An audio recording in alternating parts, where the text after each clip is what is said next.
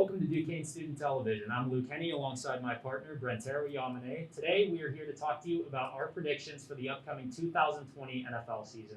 And while this season is going to look a little different, as not every team has fans in the stands, no one played preseason games, it still has the potential to be a great season, and we want to take a look at some teams we expect to shine, some teams that we think will disappoint, and our dark horses for this season. So let's dive in. All right, one team I like to take a look at as a lock for this season, I think they're a consensus lock around the league, are the Kansas City Chiefs. Why? We saw it last night with their dismantling of the Houston Texans. One point I take a look at is the Patrick Mahomes factor. When you have a quarterback of that caliber leading your franchise the way he does, he's a deadly weapon. We saw it last night with the addition of running back Clyde Edwards-Helaire to that field that already features Tyreek Hill and Travis Kelce in the passing game. That is a potent offense that's only going up from here. Another thing I consider with the Kansas City Chiefs, we've seen in many past years Super Bowl slumps from the defending Super Bowl champion. I don't see that this year. I really see them as a fully loaded team that perhaps has as good a shot as anyone in recent memory to repeat as Super Bowl champions. Like I said, we saw it last night again. They were one of the few teams this season that will actually get to have fans in the stands due to local government ordinances in correspondence with COVID-19. I think we will truly see how much home field advantage plays a factor this year, but I think that benefits the Chiefs. Another team I take a look at as a lock this year are the Pittsburgh Steelers. They had a bit of a disappointing season last year at 8-8, but you return your franchise quarterback in Ben Roethlisberger. Now, his health is a huge factor in this team's success, but if he can stay healthy, they are bound to do good things. You bring back Juju Smith-Schuster as the team's top receiver. We saw the emergence of James Washington and Deontay Johnson last season. You add in receivers like Chase Claypool and Eric Ebron. Those are two very strong targets to add to an already respectable receiving corps. Then you take a look at their backfield with three running backs like James Conner, Jalen Samuels, and Benny Snell. We didn't get to see much of Snell last year in his rookie year, but he still has the potential to do great things, in addition to the emergence of James Conner 2 seasons ago and Samuel's pass-catching ability last year. If you can combine all three of these elements with all three staying healthy, that's a very strong running game as well. And then you take a look at what carried the Steelers to 8 wins last year. It was their defense. It seems like Steeler teams are synonymous with defense, and when you have the young talent like they do, such as Minka Fitzpatrick, Devin Bush, TJ Watt, Cam Hayward, Bud Dupree, and you bring back Stephon Tuitt from injury, if they're half as good as they were last year, this team has the potential to do great things. Who do you take a look at as locks for this year? Well, you had valid points on both Kansas City and Pittsburgh. For me, the two teams I had locks, I'm going to talk about Tampa Bay first. The Buccaneers and the 6-time Super Bowl champion Tom Brady. That's so huge. Dude barely turned the football over when he was in New England. It's an upgrade from Jameis Winston.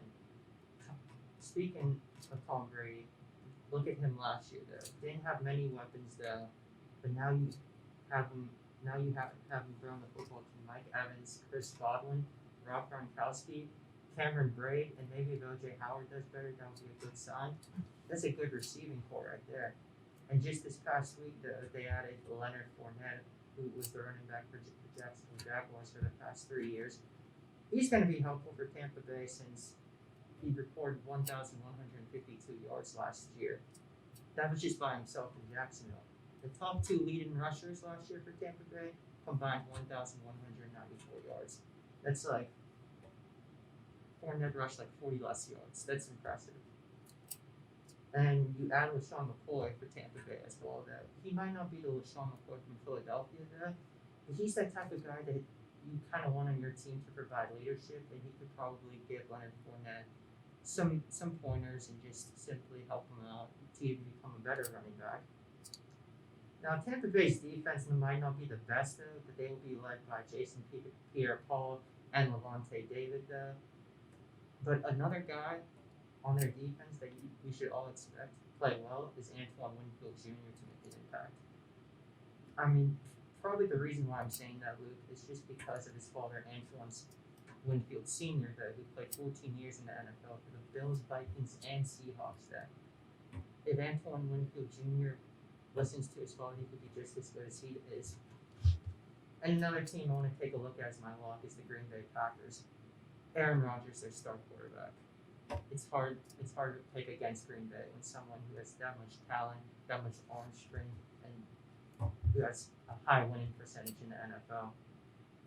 You look at the rest of the NFC North, and it's arguably that the Packers have the best quarterback and wide receiver in the whole division in Rodgers and Devontae Adams. They're an easy team to pick, to be honest, because for the past 10 years they made the playoffs 8 times, and that's compared to in the past decade the Vikings who made the playoffs 4 times, the Lions who made the playoffs 3 times, and the Bears who made the playoffs twice. History shows that you just have to trust Green Bay compared to the rest of the NFC North, and that's why I have them as a lock. I respect that completely. You had the Buccaneers as a lock. I actually see them as a disappointment this year. I do like the late off season edition of Leonard Fournette, but I wonder. It almost feels like they're the Cleveland Browns of the past couple seasons. You could call them the off-season champions. You bring in Tom Brady, LaShawn McCoy, Leonard Fournette, and Rob Gronkowski. I start to wonder if you become too dependent on those weapons in your passing game and in your running game. In the case of McCoy and Fournette, if their age catches up to them or skill catches up to them, most of these players are on the back half of their career. Start to wonder how quickly this dream season could come crumbling down. Also, take a look at potential cohesion between the receiving core. You mentioned Mike Evans and Chris Godwin, both two very talented receivers.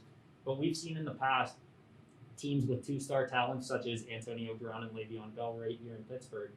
If stardom catches up to them, you start to wonder, they start focusing on wanting to become the number one receiver for the team and getting paid as such, or can they put that aside and focus on the cumulative goal of winning a Super Bowl? Now, with that being said, you did mention the addition of Rob Gronkowski being added perhaps to offset that chaos, but at the same time, Gronkowski has not played in a season. He has a turbulent injury history, so I start to wonder how much you can count on him. Another team I take a look at to be a disappointment are the Baltimore Ravens. I do love the draft addition of J.K. Dobbins to the backfield to combine with Mark Ingram. But one thing I take a look at in particular is Lamar Jackson. He is very talented, and he's shown that through his past 2 regular seasons. But both years when they made the playoffs, playing in home games against the Chargers and Titans, they fell both times. And you can't blame Jackson for all of the failures within both of those defeats, but at the same time, you start to wonder, is he a make or break player come playoff time? And through the 2 postseasons he's participated in so far, he's broke both times. You can only go down from 14-2, and I fully expect the Ravens to still be a playoff team. But I've seen many predictions predicting them to go 14-2 or 13-3 again, and that's so hard to do in consecutive years. So I don't see that happening again. And the division is better behind them with Pittsburgh and Cleveland restocking, in addition to the Bengals adding a weapon like Joe Burrow and bringing AJ Green back. So I feel like they can only go down from there. And one thing I'm not too certain will linger, but it might, is the distraction of Earl Thomas. He had a very checkered offseason, culminating in a dispute with a teammate on the field, which prompted the team to release him. I wonder if the defensive core still lingers without him, with him being released this late in the offseason. I wonder how much that would impact their defense. So when you were talking about the Tampa Bay Buccaneers, you were talking about Mike Evans or Chris Godwin wanting to be the number 1 wide receiver there. I just don't see Godwin or Evans trying to become a big distraction. I don't feel like they want to have high of this.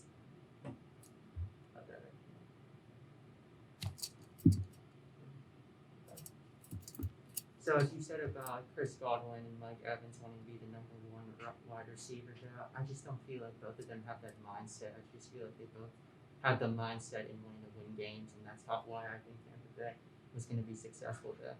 But you mentioned the Ravens though being a disappointment too. One of the teams I want to talk about as my disappointments is the San Francisco 49ers there. They were number 1 in the NFC, just like Baltimore was number 1 in the AFC. I think it'll be a disappointment this year because I don't feel like they'll be the Super Bowl team that they were last year. Now, just because I think they won't make the Super Bowl, that doesn't mean I don't think they're going to be a good team. I still think they're going to be a 10 or 11 win team, make the playoffs, maybe even win the division though. But you think about it like this, with the NFC West just being so good now, with the Seahawks and Rams always playing at a high level, and then you add the addition of DeAndre Hopkins on Arizona, that whole NFC West is loaded. And then some people might ask me like, well, just because the Cardinals add DeAndre Hopkins, what makes you think they're just all of a sudden going to explode that? DeAndre Hopkins is that good of a wide receiver to seriously carry teams to wins. You saw him do it in Houston. Has a good chance of probably doing it in Arizona too. That means when San Francisco plays Arizona twice during the regular season, they're going to need someone covering Hopkins. Because really, last year when those two teams played each other, San Francisco didn't really need to worry about covering any of their wide receivers or tight ends. Another reason why I have San Francisco as a disappointing team is you think about the past three NFC teams that lost in the Super Bowl before Super Bowl 54 in Carolina, Atlanta, and the Los Angeles Rams. The year after they made the Super Bowl, they all underachieved the year after. So when I was looking at that statistic, I thought to myself, there's a chance San Francisco could be that team that, but it's basically a 50-50 chance that happens though. And also, the loss of their offensive tackle, Joe Staley, is going to be something to pay attention to.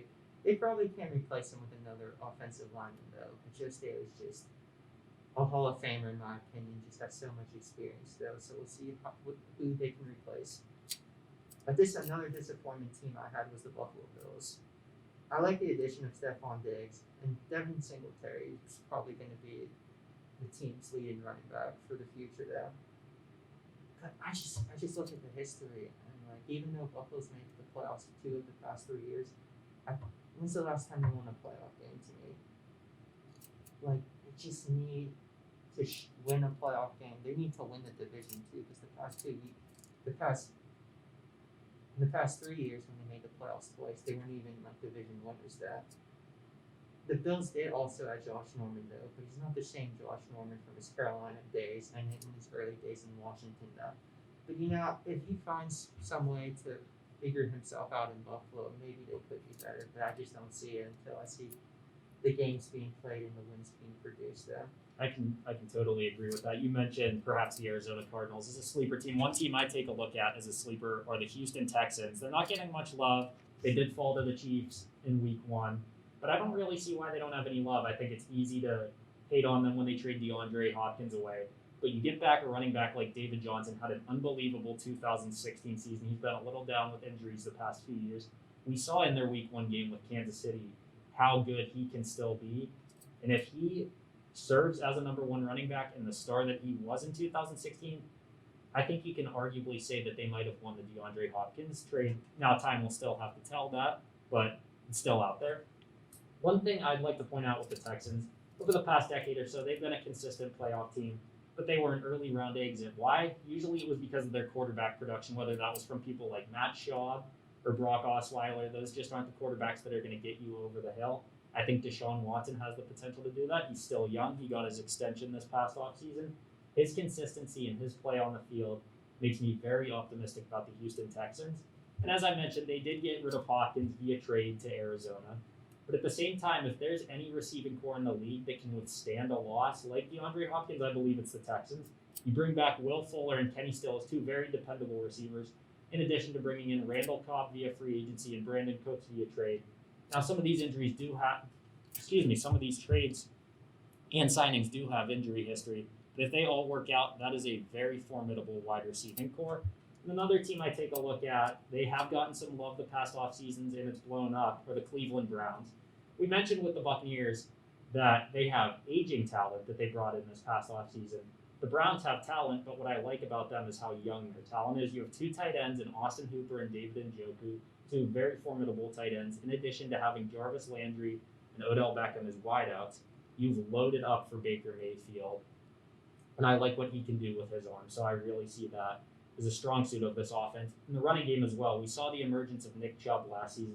He is arguably a top 10 running back in the league.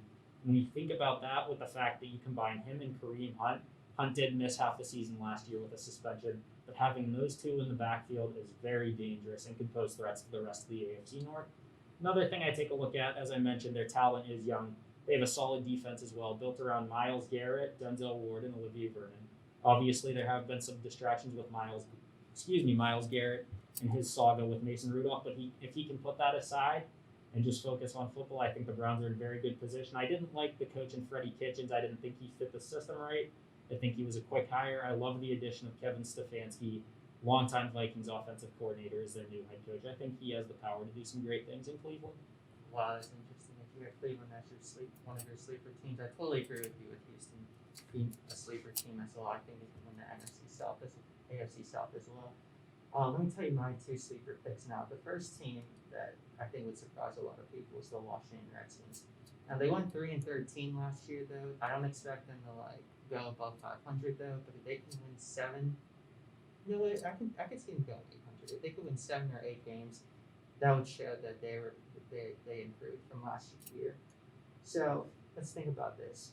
They have three quarterbacks on their depth chart that are capable of starting at quarterback. Dwayne Haskins, Kyle Allen, and Alex Smith. They probably won't start Alex Smith because of the injury he had in his leg last year, though. But if Haskins or Kyle Allen can continue to play well, then this Washington team could be good for the future, though. You think about their running backs. Okay, they lost Adrian Peterson, though, but this is a chance for Bryce Love to show that he could be the starting running back in Washington.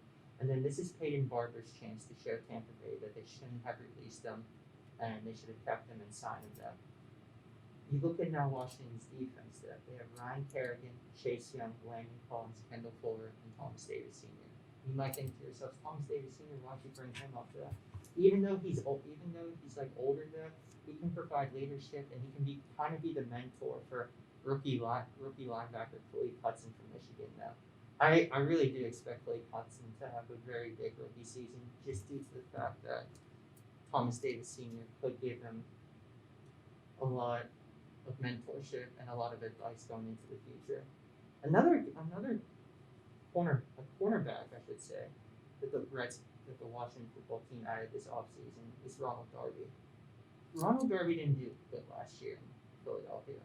And you might just think to yourself, he didn't do good in Philadelphia last year. What makes you think he would do good in Washington? I don't think he could play any worse.